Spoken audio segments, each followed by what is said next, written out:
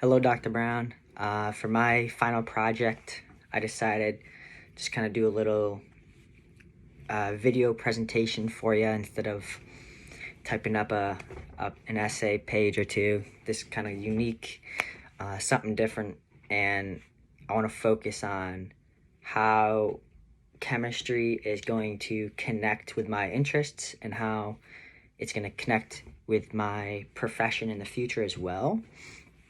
So, personally, I'm looking to go into the healthcare field, specifically as of right now, physical therapy. And so I'm just going to touch on how I see chemistry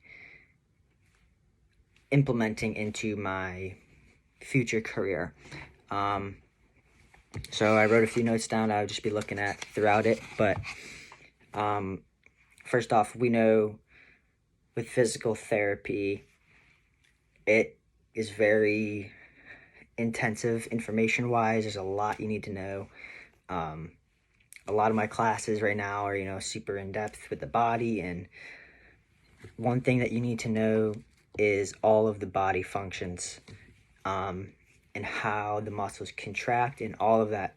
And all of those functions include chemistry in some sort of way.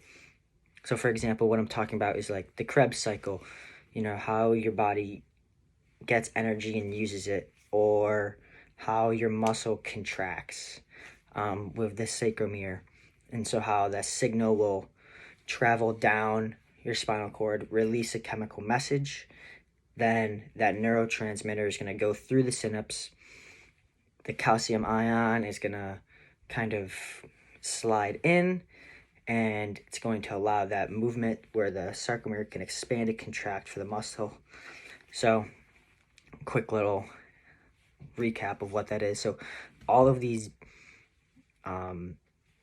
body functions and body systems use chemistry on a daily basis. So, when you're looking at all of these functions, it's important to know how they work so that as a physical therapist, I can implement that and realize, okay, this person is in the acute phase, but I really want to get them into that fibroblastic proliferation phase and then into the maturation phase.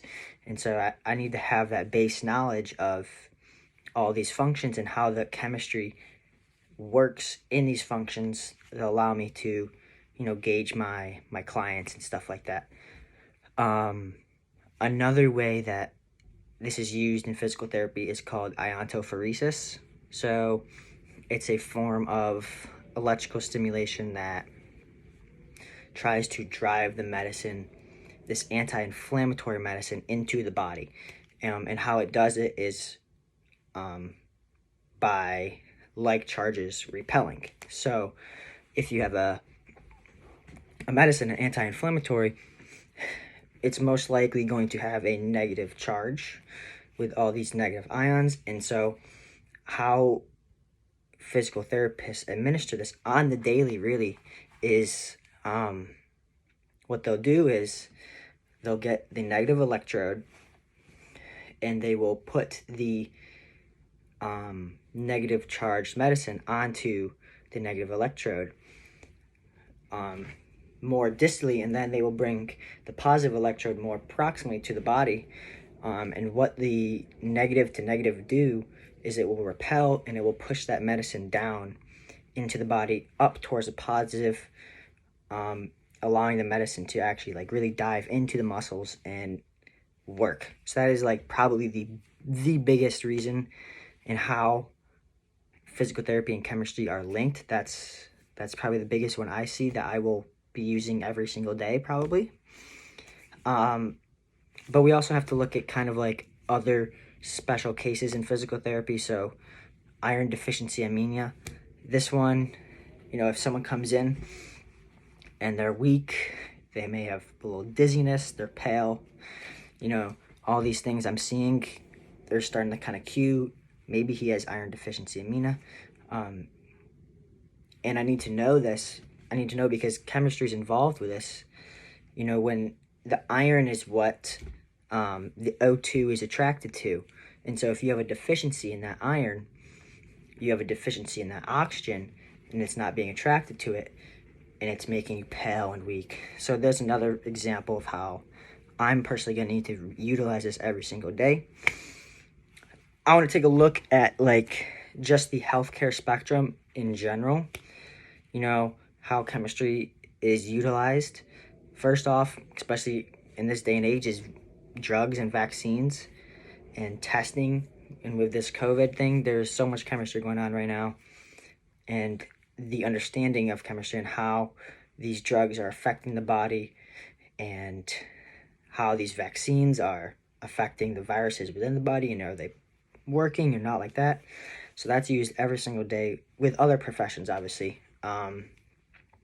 Another thing is dissolving sutures. This is coming very, very utilized in that surgical world where you don't have to go back to get the sutures out. They just kind of dissolve.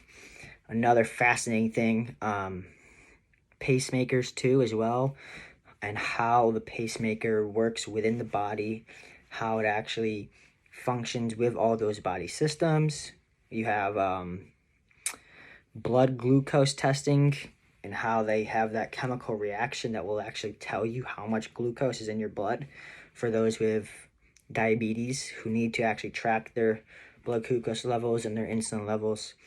So those are some other reasons on how the healthcare portion of the world is utilizing chemistry every single day.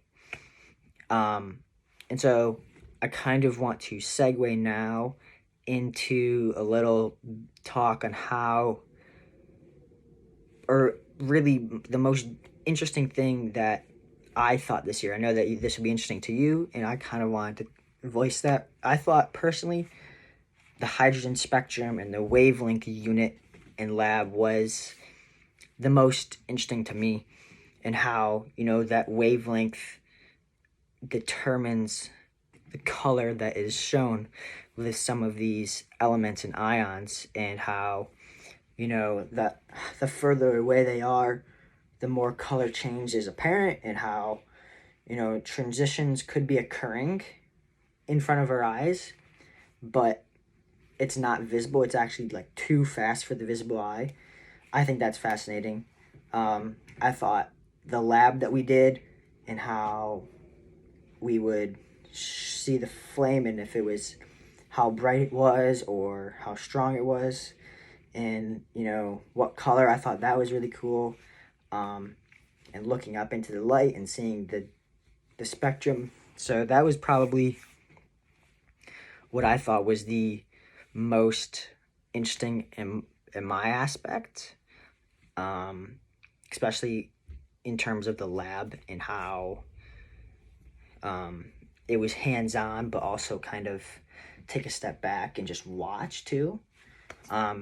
So yeah, that's pretty much what I have for you. I really enjoyed the class this year, and look forward to Gen Chem 2 with you again in the spring. Thank you.